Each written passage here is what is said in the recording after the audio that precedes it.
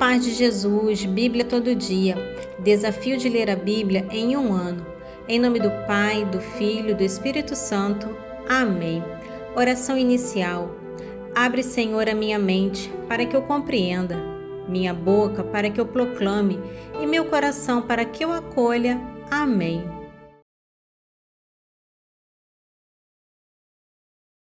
Vamos a um pequeno resumo do livro de 1 Samuel, capítulo 13. Neste capítulo, vemos o início do declínio do reinado de Saul, que havia sido escolhido por Deus, mas começa a agir de forma precipitada e desobediente. Saul tinha reinado apenas há poucos anos e já enfrentava um grande desafio. Os filisteus se levantavam contra Israel com um exército poderoso. Em contraste, os israelitas estavam com medo, mal armados, e muitos se escondiam em cavernas e buracos, fugindo da guerra. Enquanto isso, Saul esperava o profeta Samuel, que havia prometido chegar em 7 dias para oferecer o sacrifício ao Senhor antes da batalha. Mas quando viu o povo se dispersando e Samuel não chegando, Saul perdeu a paciência e decidiu ele mesmo oferecer o holocausto, algo que não lhe cabia, pois esse era um ofício reservado aos sacerdotes. Logo após o sacrifício, Samuel chega e, ao ver o que Saul fez, o repreende com firmeza, dizendo assim: procedestes como insensato. Se tivesses obedecido ao Senhor, teu reino teria durado para sempre, mas agora teu reinado não subsistirá. Samuel então anuncia que Deus já escolheu outro homem, um homem segundo seu coração, para ocupar o trono, uma referência profética a Davi. Esse episódio marca um ponto de virada na história de Saul. A partir de agora, ele começa a perder o favor de Deus, não por um erro militar, mas por falta de fé e obediência. O capítulo termina revelando o tamanho da crise. Os filisteus dominavam até mesmo a fabricação de armas, e nenhum israelita tinha espada ou lança, exceto Saul e seu filho Jonatas. A humilhação era total, mas o problema maior estava no coração do rei. 1 Samuel, capítulo 13. Saul tinha anos quando se tornou rei. Ele reinou 2 anos sobre Israel. Saul escolheu para si 3.000 israelitas, 2.000 para ficar com ele em Maquimas e no Monte Betel, e 1.000 com Jonatas em Gabaá de Benjamim. Quanto ao restante do povo, mandou que fosse cada um para sua tenda. Jonatas destruiu a guarnição dos filisteus em Gibeia, e souberam-nos os filisteus. Saul mandou por toda a terra tocar a trombeta, dizendo: saibam-nos os hebreus. Todo Israel ouviu esta notícia. Saul bateu a guarnição dos filisteus e Israel atraiu sobre si o ódio deles. O povo foi convocado diante de Saul em Gálgala. Juntaram-se os filisteus para combater contra Israel, com 3.000 carros, 6.000 cavaleiros e uma multidão tão numerosa como a areia na praia do mar. Partiram e acamparam em Maquimas, ao oriente de Bet-Avém. Os israelitas, vendo o aperto em que se achavam, porque estavam cercados de perto, ocultaram-se nas cavernas, nos matos, nos rochedos, nos fortins e nas cisternas. Vários deles atravessaram o Jordão e foram para a terra de Gade e de Galaade. Saul, entretanto, estava ainda em Gálgala, com todo o seu povo que tremia de medo. Esperou 7 dias, prazo fixado por Samuel, mas este não chegava e o povo começou a afastar-se. Então Saul disse: trazei-me o holocausto e os sacrifícios pacíficos, e ofereceu o holocausto. Apenas acabava de oferecê-lo, chegou Samuel. Saul saiu-lhe ao encontro para saudá-lo. Que fizestes? Disse Samuel, vendo que o povo se dispersava e que tu não chegavas no tempo fixado e que os filisteus se tinham juntado em Maquimas. Pensei: agora eles vão cair sobre mim em Gálgala, sem que eu tenha aplacado o Senhor. Por isso ofereci eu mesmo o holocausto. Samuel replicou-lhe: procedestes insensatamente, não observando o mandamento que te deu o Senhor teu Deus, que estava pronto a confirmar para sempre o teu trono sobre Israel. Agora o teu reino não subsistirá. O Senhor escolheu para si um homem segundo o seu coração, e o fará chefe de seu povo, porque não observastes as suas ordens. E Samuel partiu, subindo de Gálgala, a Gabaá de Benjamim. Quanto a Saul, passando em revista o povo que estava com ele, achou que havia cerca de 600 homens. Saiu Jonatas, seu filho, e o povo que tinha ficado com eles. Concentraram-se em Gabaá de Benjamim, enquanto os filisteus acampavam em Macmas. 3 destacamentos saíram do acampamento dos filisteus, com o intuito de saquear. Um tomou o caminho de Efra para a terra de Saul. Outro grupo avançou pelo caminho de Bet-Horon, e o terceiro foi pelo caminho da fronteira que domina o vale de Seboim, do lado do deserto. Ora, não se encontrava um ferreiro em toda a terra de Israel, porque os filisteus diziam: não deixemos que os hebreus fabriquem espadas ou lanças. E por isso todos os israelitas tinham que descer aos filisteus para afiar cada um a sua rélia, o enxadão, o machado ou a foice. Quando o fio das rélias, dos enxadões, dos forcados ou das cunhas se embotava, e para aguçar os aguilhões, e chegando o dia do combate, não se encontrou nem espada nem lança nas mãos do povo que acompanhava Saul e Jonatas. Somente Saul e seu filho Jonatas estavam munidos dessas armas. Um grupo de filisteus tinha se postado no desfiladeiro de Macmas. Vamos a um resumo de 1 Samuel capítulo 14. Neste capítulo, a história ganha um novo herói, Jonatas, o filho de Saul. Em um tempo de crise, enquanto Israel estava acuado e sem armas, Jonatas se levanta com fé ousada e age com coragem. Sem avisar seu pai, Jonatas sai com seu escudeiro e decide enfrentar um destacamento filisteu. Antes do ataque, ele diz uma frase que revela sua confiança em Deus: nada impede o Senhor de salvar, seja com muitos ou com poucos. Essa fé move os dois a subir uma colina e atacar os inimigos. Com a ajuda divina, causa confusão no acampamento dos filisteus, que entram em pânico e começam a se atacar entre si. Israel vê isso e parte para a batalha.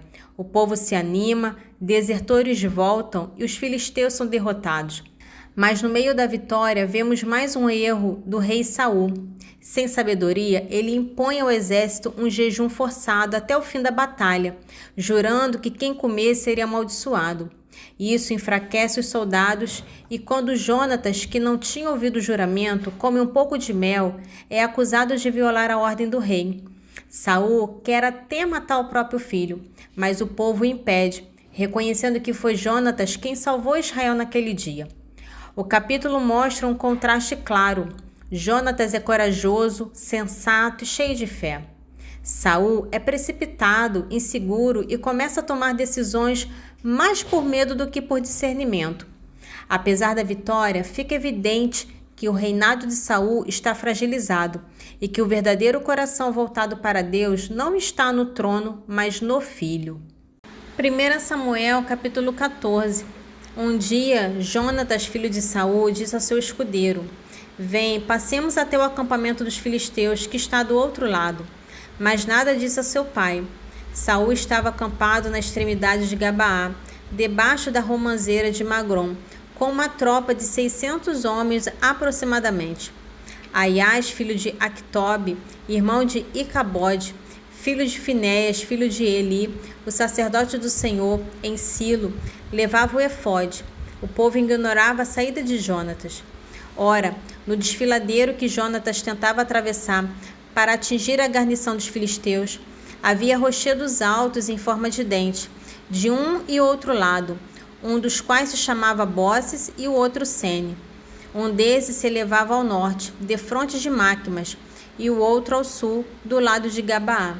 Disse, pois, Jonatas ao seu escudeiro: vem, ataquemos a guarnição desses incircuncisos. Talvez o Senhor combata por nós. Nada impede que ele dê a vitória a poucos tão bem como a muitos. Seu escudeiro respondeu-lhe: faze como tu aprouver. Vai aonde quiseres, que eu te seguirei onde deliberares. Pois bem, replicou Jonatas, marchemos contra esses homens e mostremo-nos a eles. Se nos disserem, esperai até que vamos ter convosco, ficaremos em vosso posto e não subiremos a eles. Se, porém, nos disserem, subi a nós, iremos, porque o Senhor nos terá entregue nas mãos, e isso nos servirá de sinal. Então mostraram-se ambos à guarnição dos filisteus. Estes disseram: Eis os hebreus que saem das cavernas onde se tinham escondido. E os homens da guarda gritaram a Jonatas e ao escudeiro: Subi a nós, queremos dizer-vos uma coisa. Jonatas disse ao escudeiro: Segue-me, porque o Senhor os entregou nas mãos de Israel. Subiu, pois, Jonatas, trepando com as mãos e com os pés, seguido do escudeiro. Os filisteus caíram diante de Jonatas e o seu escudeiro matava-os atrás dele. Esse foi o primeiro massacre que fizeram Jonatas e o seu escudeiro, no qual eliminaram uns 20 homens no estreito espaço da metade de uma geira de terra. Espalhou-se o terror no acampamento dos filisteus, assim como na região e entre todo o povo. A guarnição e os saqueadores ficaram tomados de espanto, e a terra entrou em pânico, pois aquilo era como o terror de Deus. As sentinelas de Saul, que estavam em Gabá de Benjamim, viram a multidão de fugitivos que se dispersava por todos os lados. Saul disse ao povo: Fazei uma chamada e vede quem saiu dentre vós. Fez-se a chamada e verificou-se a foto de Jonatas e seu escudeiro. Saul disse a Aias: Faz aproximar a arca de Deus, porque a arca de Deus se encontrava naquele dia com os israelitas. Enquanto Saul falava ao sacerdote, o tumulto do acampamento dos filisteus crescia cada vez mais. Saul disse ao sacerdote: Retira tua mão. O rei e todo o povo que estavam com ele foram até o lugar do combate. Os filisteus, numa extrema confusão, voltavam a espada uns com os outros. Os hebreus que tinham estado desde há muito tempo com os filisteus e que os tinha seguido ao acampamento, voltaram e puseram-se do lado dos israelitas que estavam com Saul e Jonatas. Igualmente, todos os israelitas que se tinham escondido no monte de Efraim, sabendo que os filisteus tinham fugido, saíram a persegui-los para feri-los. Naquele dia o Senhor deu a vitória a Israel. O combate prosseguiu até além de Bet-Avém. Os israelitas estavam extenuados naquele dia, porque Saul conjurara o povo, dizendo: Maldito seja o homem que tomar alimento antes do anoitecer, antes que eu me tenha vingado dos meus inimigos. Por isso ninguém tinha comido. Todos tinham entrado numa floresta, onde havia mel na superfície do solo. O povo entrou, pois, na floresta e viu o mel que corria, mas ninguém levou a mão à boca por respeito ao juramento. Mas Jonatas, ignorando o juramento que o seu pai obrigara o povo a fazer, estendeu a ponta da vara que tinha na mão, mergulhou no favo de mel e a levou à boca. Então seus olhos fatigados brilharam. Um homem do grupo disse-lhe: Teu pai fez jurar o povo, dizendo: Maldito o homem que hoje tomar alimento, e o povo estava esgotado. Jonatas disse: Meu pai fez mal à terra. Vede como se iluminaram os olhos, porque comi um pouco de mel. Sem dúvida, se o povo tivesse hoje comido da pressa tomada ao inimigo, não teria sido muito maior a derrota dos filisteus? Eles derrotaram naquele dia os filisteus, desde Macmas até Ailon. O povo, esgotado de fadiga, lançou-se sobre a presa e tomou as ovelhas, os bois e os bezerros, que degolou sobre a terra, comendo a carne juntamente com o sangue. Eis que o povo está pecando contra o Senhor. Vieram dizer a Saul: comendo carne com sangue. Isso é uma impiedade, exclamou o rei. Revolvei-me já para aqui uma grande pedra. Ide por todo o povo, ajuntou, e diz-lhe que cada um me traga as suas ovelhas e os seus bois, para que sejam degolados aqui. E comais então sem pecar contra o Senhor, comendo carne com sangue. Cada um deles levou naquela noite o gado que tinha em mãos e degolou ali. Saul edificou um altar ao Senhor. Esse foi o primeiro altar que ele levantou. Depois Saul disse: Desçamos durante a noite contra os filisteus e despojemo-los até os primeiros abores do dia e não deixemos vivo um só homem deles. O povo disse: Faze tudo o que melhor te parecer. Então o sacerdote disse: Aproximemo-nos aqui de Deus. Saul consultou a Deus: Perseguirei os filisteus? Tu os entregarás nas mãos de Israel? Mas Deus não lhe respondeu dessa vez. Saul disse: Fazei vir aqui todos os chefes do povo. Investigai e dizei-me qual é o pecado que hoje se cometeu. Pela vida do Senhor, libertador de Israel, Mesmo que fosse o meu filho Jonatas, ele morrerá. Mas ninguém na multidão lhe respondeu. Ponde-vos de um lado, disse ele a todo Israel, eu e meu filho, Jonatas, estaremos do outro. A multidão respondeu-lhe, faze o que te parecer melhor. Saul disse ao Senhor, Deus de Israel, dai-nos a conhecer a verdade. Jonatas e Saul foram designados pela sorte, o povo ficou livre. Então Saul disse, lançai sorte sobre mim, Jonatas, meu filho. E caiu a sorte em Jonatas. Confessa-me o que fizeste. Disse Saul ao seu filho. Jonatas contou-lhe, provei um pouco de mel com a ponta da vara que eu tinha na mão. Eis que vou morrer. Saul disse, trata-me Deus com todo o rigor, se não morreres, Jonatas. Mas o povo interveio.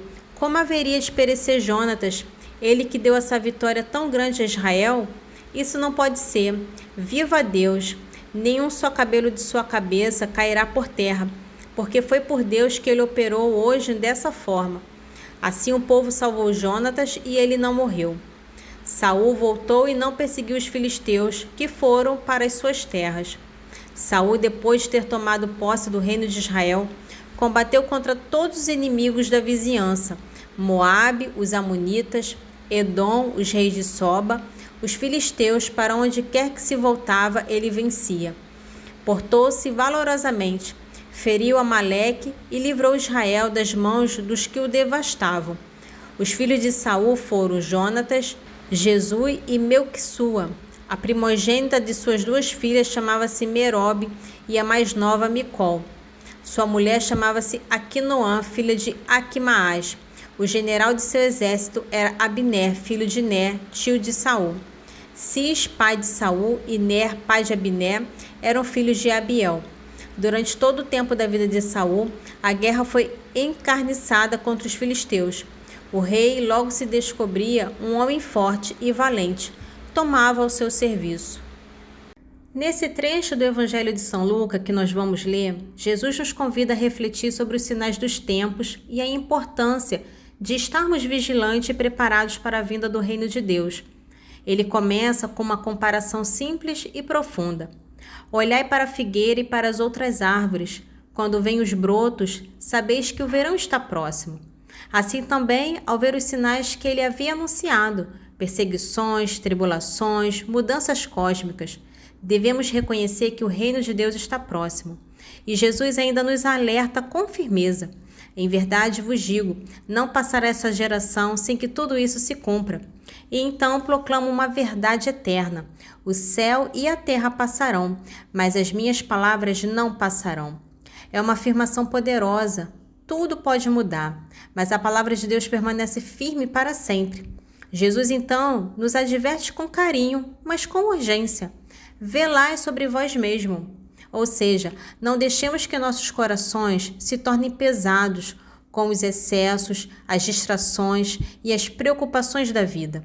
O perigo é que o grande dia do Senhor nos surpreenda, como uma armadilha que cai de repente sobre toda a terra. Por isso, ele insiste, vigiai em todo o tempo e orai. A oração e a vigilância são as chaves para estarmos de pé diante do Filho do Homem, isto é, preparados para o encontro com Cristo. O evangelista conclui com uma imagem tocante da rotina de Jesus. Durante o dia, ele ensinava no templo e à tarde se retirava para o Monte das Oliveiras. E o povo, cedo pela manhã, ia até o templo para ouvi-lo. Esse detalhe nos mostra a sede das pessoas pela palavra e o quanto Jesus se doava até o fim. Continuação do Evangelho de Lucas, capítulo 21, dos versículos 29 ao 38. Acrescentou ainda esta comparação: olhai para a figueira e para as demais árvores. Quando elas lançam os brotos, vós julgais que está perto o verão. Assim também, quando virdes que vão sucedendo essas coisas, sabereis que está perto o reino de Deus. Em verdade vos declaro, não passará esta geração sem que tudo isso se cumpra. Passarão o céu e a terra, mas as minhas palavras não passarão.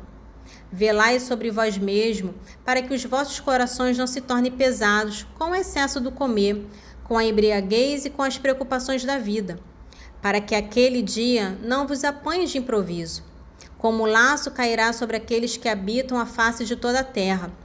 Vigiai, pois, em todo o tempo e orai, a fim de que vos torneis dignos de escapar a todos esses males que hão de acontecer e de vos apresentar de pé diante do Filho do Homem. Durante o dia, Jesus ensinava no templo, e à tarde saía para passar a noite no monte chamado das Oliveiras. E todo o povo ia de manhã cedo ter com ele no templo para ouvi-lo.